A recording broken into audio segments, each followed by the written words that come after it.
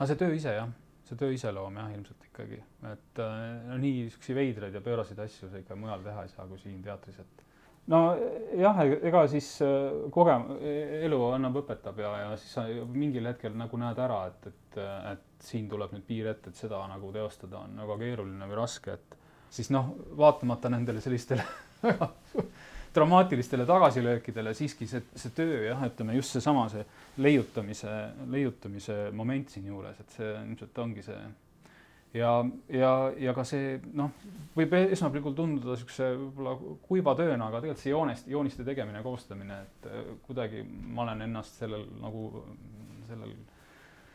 selles kuidagi leidnud või et see kuidagi sobib jah, niisugune nikerdamine, et noh, muidugi inimesed on ka suurepärased.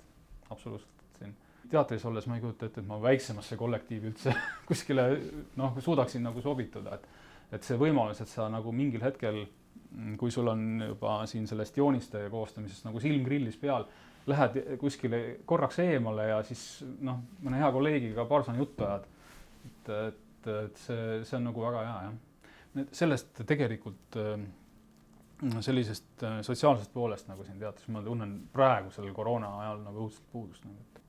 Noh, ilmselt on kõigil siin teatris sama asi, et ilmselt on sul ka samamoodi, et kui sul see tükk välja tuleb, et siis on ikkagi see noh, niisugune nagu vabanemine ja nüüd sai midagi nagu tehtud ja valmis ja noh, niisugune õnnelik tunne või õnnelik hetk on.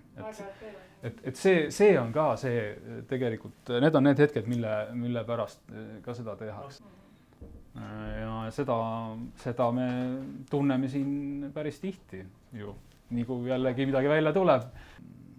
Et noh, peale esikat või peale kontrollietendust, noh, me oleme ka siin ikkagi nagu arutanud ja mõelnud tagasi sellele protsessile ja siis nagu lõõgastusmomenti tekitanud nagu.